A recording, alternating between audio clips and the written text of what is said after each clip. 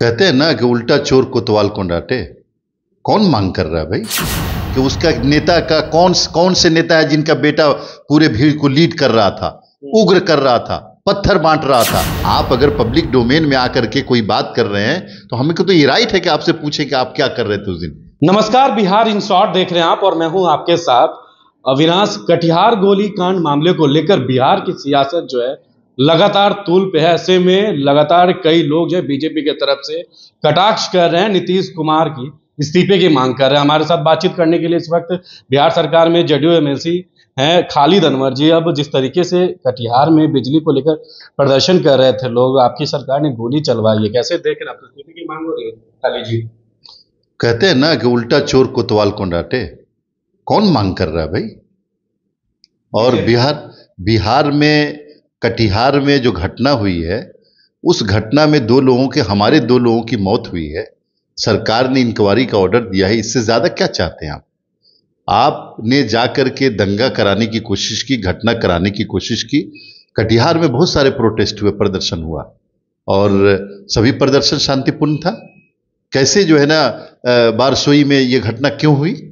किसने कराया? हिटलर शाही रवैया अपनाया आपने कि जो आंदोलन करे उसको गोली मारते सीधे। नहीं, आप ये देखिए कि भीड़ को जमा किसने किया, कौन लोग थे लीड करने वाले?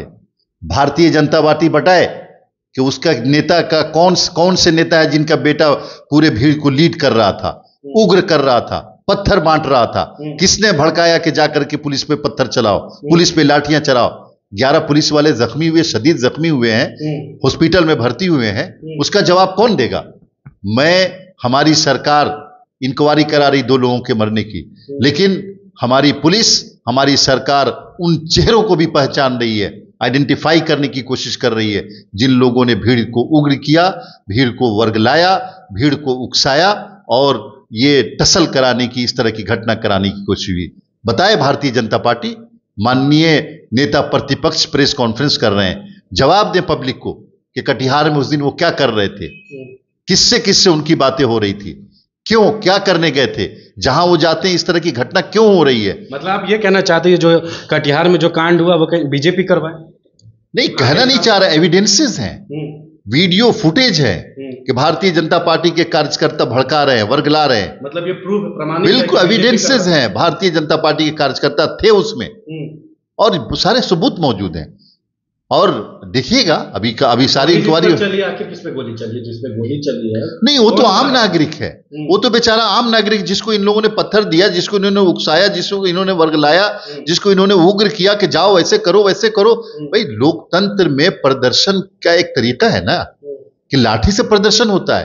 ये तो बीजेपी का तरीका है कि लाठी से प्रदर्शन करो, पत्थर से प्रदर्शन करो, लाल मिर्ची से प्रदर्शन करो, भाले से प्रदर्शन करो। ये सब नहीं चलने वाला है। बीजेपी तो कह रही है कि आप लोग जो है ब्रिटिश वाला शासन बिहार में लागू करना चाहते हैं और वही हो रहा है बिहार में। नहीं, बिल्कुल बिहार में बहुत प्रोटेस्ट हो रहे हैं, प्रदर्शन हो रहे हैं, शांतिपूर्ण हो रहे हैं, कोई कहीं नहीं हो रहा। लेकिन जहां भारतीय जनता पार्टी इन्वॉल्व होती है उस प्रदर्शन को खराब करती है। चूंकि इनको लोकतंत्र में यकीन नहीं है, ये लाशों की सियासत करते हैं, इनको आग और खून से खेलना आता है। इनको पता है कि जहां आग होगा, जहां खून होगा, वहीं इनकी राजनीति चलेगी और वो करते हैं।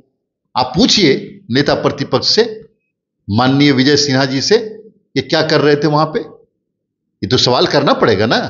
आप अगर पब्लिक डोमेन में आकर के कोई बात कर रहे हैं तो हमें को तो ये राइट है कि आपसे पूछे कि आप क्या कर रहे थे उस दिन। जवाब दीजिए। आपके विभाग से मंत्री हैं ऊर्जा विभाग में विजेंद्र यादव ने कहा कि जो लोग बदमाशी करेंगे उन पर गोली चलेगी। ये कहां तक सही है? उपेंद्र कुशवाहा कटाक्ष कह रहे हैं कि ऊर्जा मंत्री का ऊर्जा विहीन हो गए हैं, मुकदमा होना चाहिए 302 के तहत। नहीं, देखिए एक बात समझ लीजिए, पुलिस ऐसे क्यों गोली चला देगी? क्यों चलाएगी गोली? या तो आप पुलिस को मरने के लिए छोड़ दें, पुलिसिंग खत्म हो जाएगी स्टेट से, लॉ एंड ऑर्डर खत्म हो जाएगा। ये लोग जो भारतीय जनता पार्टी के लोग रात के अंधेरों में साजिश कर रहे हैं और दिन के उजाले में लोगों को गुमराह कर रहे हैं, इनकी साजिशों का पर्दाफाश करना पड़ेगा। और बिहार के 14 करोड़ लोग समझ रहे हैं कि कितने व्याकुल हैं, भेड़िए की तरह दौड़े जा रहे हैं, भागे जा रहे हैं, इस डिस्ट्रिक्ट में, उस डिस्ट्रिक्ट में, इस गांव में, उस गांव में, इस कस्बे में, उस कस्बे में। फसाद करा दो, गोली चलवा दो, आग लगवा दो, पत्थर चलवा दो, ऐसे नहीं तो चलेगा।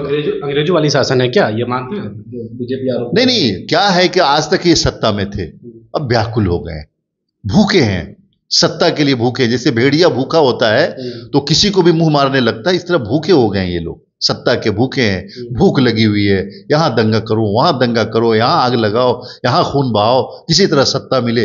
लेकिन अब इनको सत्ता से बेदखल कर दिया गया है। अच्छा, एक सवाल और लेंगे। राज्यपाल पहुंचे थे दिल्ली में, भोज दिए थे तमाम सांसदों को, उसमें जेडीयू और राजद के सांसद पहुंचे नहीं, आखिर वजह क्या है खाली जी? नहीं नहीं, महामहिम राज्यपाल जी बिहार के राज्यपाल हैं और यहाँ जब भी भोज देते हैं हम लोग जाते हैं, खाते हैं। नहीं, दिल्ली में कोई नहीं पहुंचा आपके और राजद? नहीं, आप राज्यपाल जी से, महामहिम राज्यपाल जी से जाके पूछिए कि बिहार के राज्यपाल जी को दिल्ली के लुटियन जोन में भोज करने की जरूरत क्या पड़ी भाई आपको? आप देख रहे हैं कि पार्लियामेंट में अपोजिशन को बोलने नहीं दिया जा रहा है, पूरी पार्लियामेंट को हाईजेक कर लिया भारतीय जनता पार्टी ने। अपोजिशन लीडर का माइक बंद कर दिया जा रहा है, आवाजें नहीं उठाने दी जा रही है। पूरी अपोजिशन की पार्टियां लगी हुई है कि मणिपुर की बेटियों का हिसाब मांगे सरकार से। अपोजिशन पार्टियां लगी हुई है किसानों का हिसाब मांगे, बेरोजगारों का हिसाब मांगे, महंगाई का हिसाब मांगे। और भारतीय जनता पार्टी की सरकार हाईजेक की हुई है पार्लियामेंट को, और आपको भोज की सूझ रही है? अब दीजिए, भोज खिलाइए जो लोग हाईजेक कर रहे हैं उनको। हम लोग तो पीड़ित लोग हैं, हम लोगों पे तो जुल्म हो रहा है पार्लियामेंट में, हम भोज खाने के लायक नहीं है वहां पे। आपके बिहार में भोज कीजिए, खाएंगे। मतलब क्या लग रहा है इसके हिसाब से कि आप जो राज्यपाल भोज कर वो कहीं ना कहीं बीजेपी के लोग के लिए किए हैं, या फिर बीजेपी के साथ है, ऐसा कुछ? देखिए, मैं ये सब कुछ नहीं कर रहा हूं, लेकिन एक सवाल जरूर महामहिम राज्यपाल जी से मैं जानना चाहता हूं कि बिहार के राज्यपाल जी को दिल्ली के लुटियन जोन में दावत करने की जरूरत क्या पड़ी, ये तो बताना चाहिए उनको। निमंत्रण तो आप लोग को भी मिला था ना? निमंत्रण मिला। देखिए, मैं सवाल यही है कि उनको दावत करने की जरूरत क्या पड़ी, इस सवाल का जवाब देना। बाकी जैसे एनडीए के सांसद पहुंचे, निमंत्रण तो आपको भी मिला था, नेता तो आप लोग को भी मिला था ना? मैं तो कह रहा हूं निमंत्रण मिला, लेकिन हम लोग पीड़ित लोग हैं, पार्लियामेंट में सताए गए, पार्लियामेंट में सताए गए हैं, हम लोगों की आवाज नहीं उठने दी जा रही है। हम लोग पार्लियामेंट में आवाज उठाने के लिए व्याकुल हैं कि गरीबों की आवाज उठे, किसानों की आवाज उठे, नौजवानों की आवाज उठे। तो हम आवाज उठाने गए हैं कि दावत खाने गए हैं? दिल्ली में आप लोग को भोज खाने का रुचि नहीं है राज्यपाल का? अभी तो बिल्कुल नहीं है रुचि। अभी तो हम लोग केंद्र की सरकार से, भारतीय जनता पार्टी की सरकार से हिसाब मांग रहे हैं, गरीबों का हिसाब मांग रहे हैं, पार्लियामेंट को हाईजेक किए उनसे छुड़ाना चाहते हैं, लोकतंत्र को जो खत्म करने की कोशिश हो रही है उससे बचाना चाहते हैं। तो हमको भोज खाने की फुर्सत कहाँ है? हम लोग तो धरना दे रहे हैं वहां पे।